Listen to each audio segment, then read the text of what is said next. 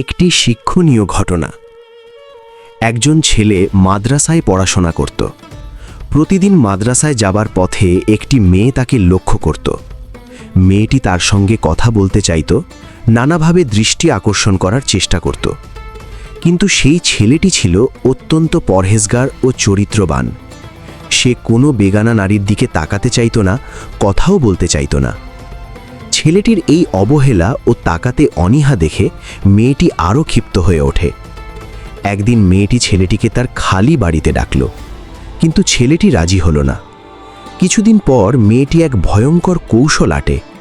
সে তাদের বাড়ির এক দাসীকে শিখিয়ে দেয় ছেলেটিকে বলতে হবে যে বাড়িতে একটি ছোট বাচ্চা আছে, বাচ্চাটি খুব কান্নাকাটি করছে, তাকে একটু কোরআন তেলাওয়াত করে ঝাড়ফুঁক করে দিতে হবে।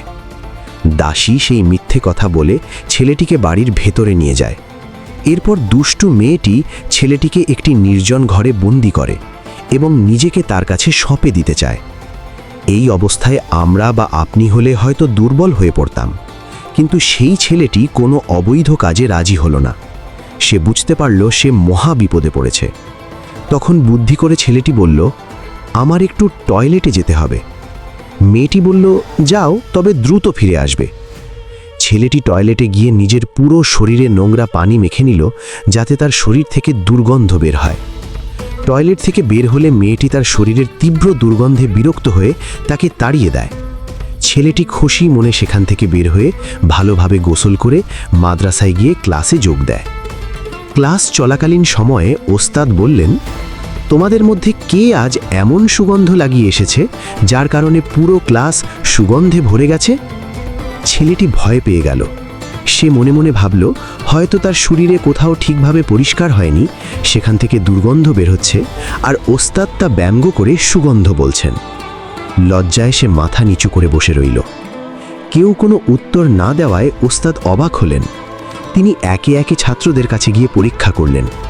আশ্চর্যের বিষয়, কারো কাছেই সেই সুগন্ধ পাওয়া গেল না। অবশেষে ওস্তাদ লক্ষ্য করলেন ক্লাসের শেষ বেঞ্চে এক ছাত্র মাথা নিচু করে বসে আছে। তিনি তাকে কাছে ডাকলেন। ছেলেটি সামনে এলে ওস্তাদ বুঝতে পারলেন এই ছেলেটির কাছ থেকেই সেই অপূর্ব সুগন্ধ বের হচ্ছে। ওস্তাদ তাকে জিজ্ঞেস করলেন, তুমি কি এই সুগন্ধ লাগিয়ে এসেছো? তাহলে বলছো না কেন? বলো, এই সুগন্ধ কোথা থেকে পেয়েছো? ছেলেটি ভয়ে কাঁদতে শুরু করল এবং পুরো ঘটনাটি ওস্তাদকে খুলে বলল। সব কথা শুনে ওস্তাদের চোখে পানি চলে এলো। তিনি ছেলেটিকে বুকে জড়িয়ে ধরে অন্যান্য ছাত্রদের উদ্দেশ্যে বললেন, তোমাদের মধ্যে কেউ যদি জান্নাতি মানুষ দেখতে চাও তাহলে এই ছাত্রটিকে দেখো। সুবহানাল্লাহ! এই ছেলেটি আর কেউ নন, তিনি হলেন ইমাম গজ্জালি রাহেমাহুল্লাহ।